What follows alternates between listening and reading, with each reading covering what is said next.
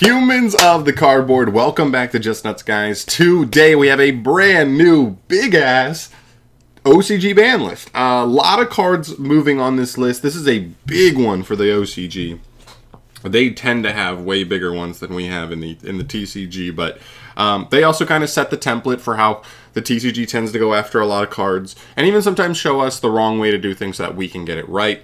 Although we don't always choose to do it, but whatever. There's a lot of implications here for the future of the TCG, and of course, the OCG is just in a wasteland now, a wide open wasteland. I'm not really sure what to expect from them going forward, but we're going to talk about that as we go. So we're going to talk about a little bit on the OCG side, we're going to talk a little bit on the TCG side, and go from there, but there's a ton of cards, so let's get into it. Starting off here, Elf. The only banned card here is Elf, and we kind of knew eventually Elf would get banned. It's been banned in the TCG for this past format. It has put Sprite in a much more, manageable position. It doesn't feel like Sprite is head and shoulders above everything else anymore. It's just really good and has a lot of flex spots. Just losing the follow-up as well as the extension and the ability to play through interruptions really, really hurts. Not only that, but the low-key protection effect came up all the time when I played against it or with it, and yeah, so definitely not too surprised at this. They're actually behind the 8-ball on this one. They had already limited some cards in the Sprite deck, and Konami and the TCG just said, you know what, that's not doing enough in the OCG. Let's just ban Elf. Let's just hit it now. So we were kind of ahead on this one, which is kind of funny.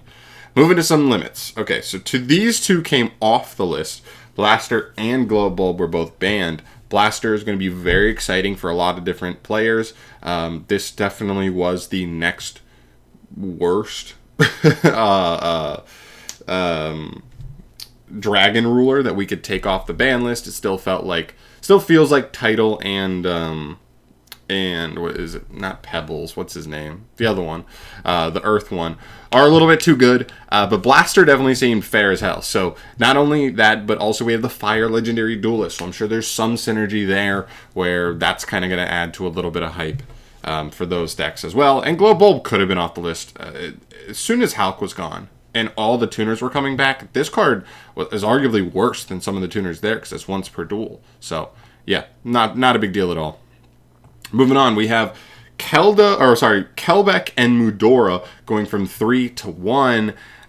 They had put out Agito and Keldo. Yeah, Agito and Keldo to 1 on their last list. We thought, oh my god, they hit those. They hit multiple tier cards. They banned Kick Kalos. That's it.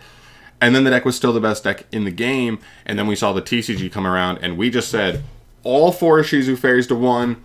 All the tier names in the main deck, put those down, and ban Kit Kalos. Nobody survives. And we got it right. I mean, shout out to the TCG. We don't give them their flowers very often, but that was a particular instance in recent memory where I remember the TCG seeing how the OCG did something and kind of just doing it better, to be honest, because everyone was done with tier. So yeah, very cool. This is cool. Not seeing these go down. I think these are definitely cards that should be at 1. Weird stuff. Bestial Lubellion and Sprite Blue also going to 1. I believe these were both at 3.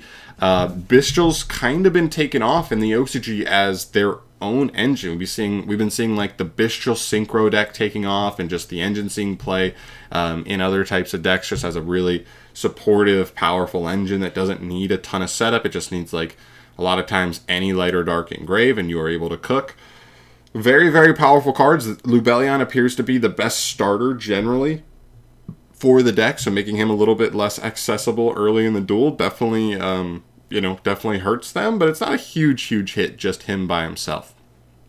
So, interesting. They're just putting everything to 1, right? I mean, considering now that, well, we'll get there further, but Blue to 1. Yikes. Sorry, Sprites. I mean, they already have Starter and Jet to 1. They just got Elf banned on this ban list, and now Blue to 1 as well. That engine is decimated. Now, technically, you still have a Starter, a Blue, a Jet, and you still have full usage of Carrot and Red.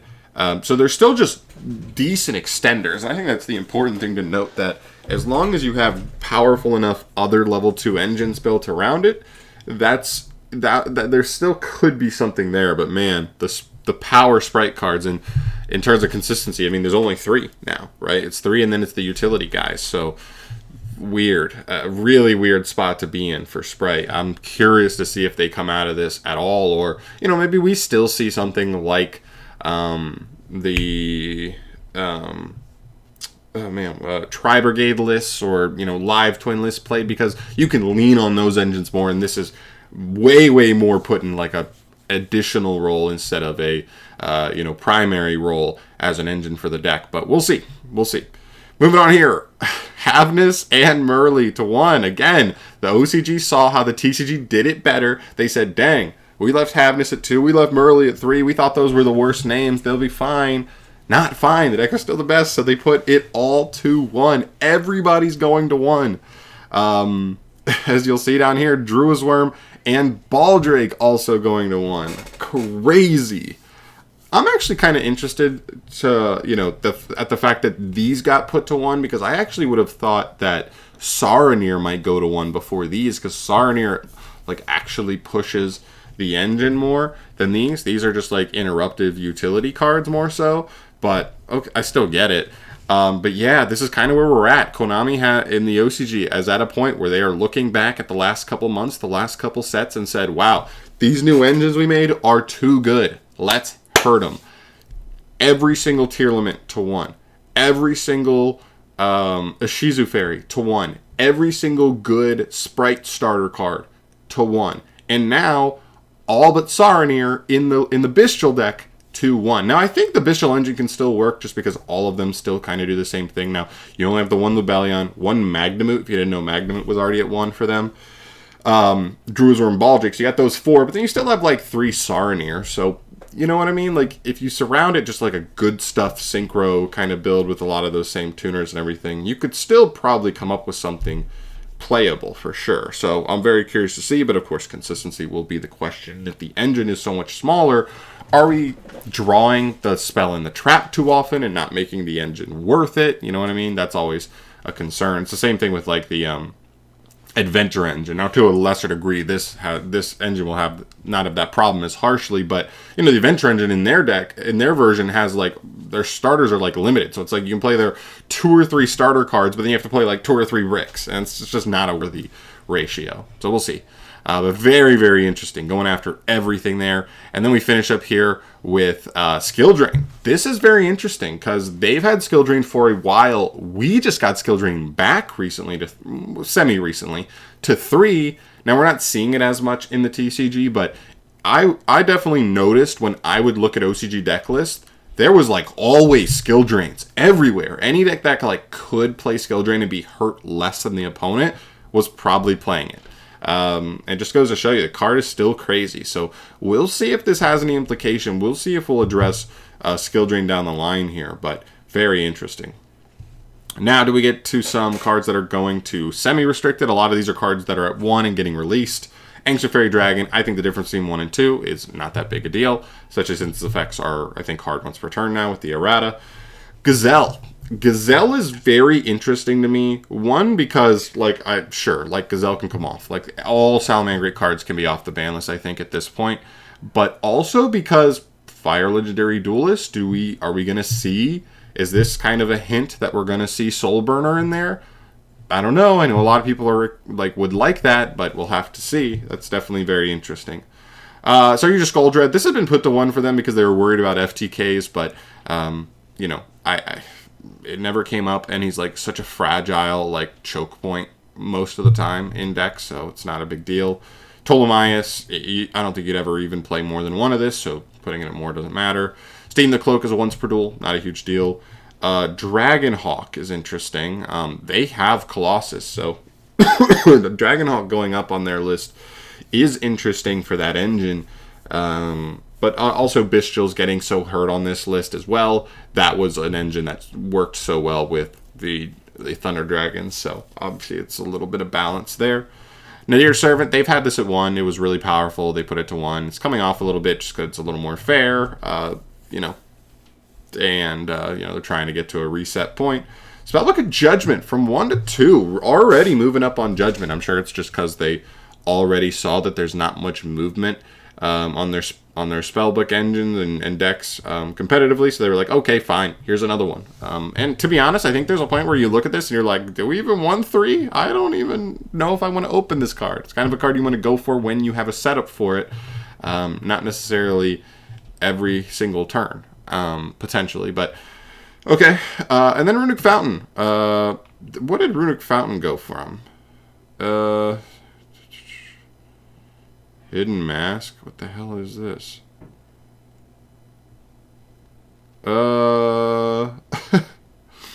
These translations are weird. I'm assuming this went from 1. This was at 1 and is going to 2. Or maybe it's 3 to 2. There's no point in putting it from 3 to 2. I'm going to assume this was at 1 and going to 2.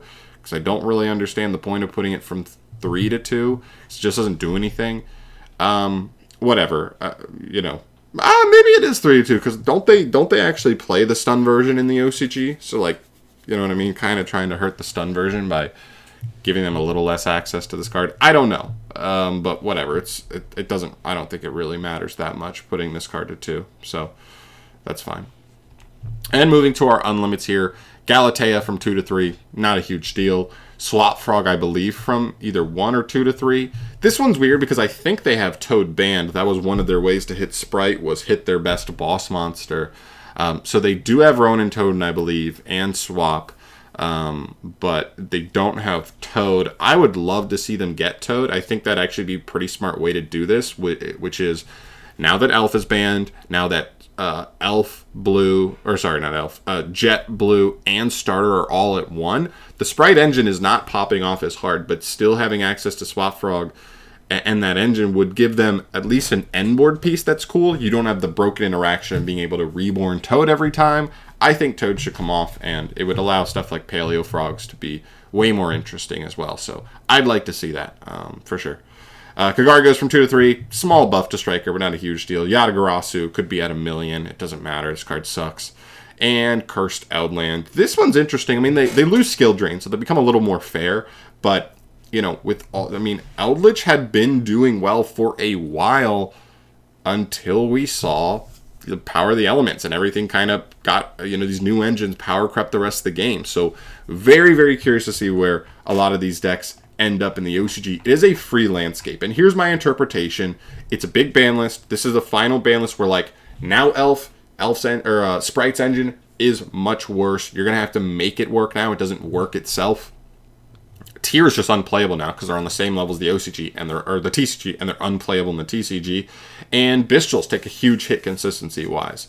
So it kind of seems like Konami's trying to reset, because in the next, whatever it is, month and a half, they are going to have Duelist Nexus drop. And with Duelist Nexus, probably 1 or 2 new decks, as well as stuff like Monodome that they probably want to kind of try and push more to the forefront, these new decks that way, to kind of reset the game and get into a new period of Yu-Gi-Oh! That's kind of my interpretation. This definitely seems like a reset type ban list. Hit the 3 biggest engines in the game and get them back down to par, so that the new decks can come in and they don't have to be out of this world broken to be some of the better decks in the game. But that's kind of where it seems like things are going, and I'm excited for it, because this also gives us the result of a lot of extra rogue decks becoming way more playable, because the best decks aren't dominating those rogue decks anymore. So we'll see.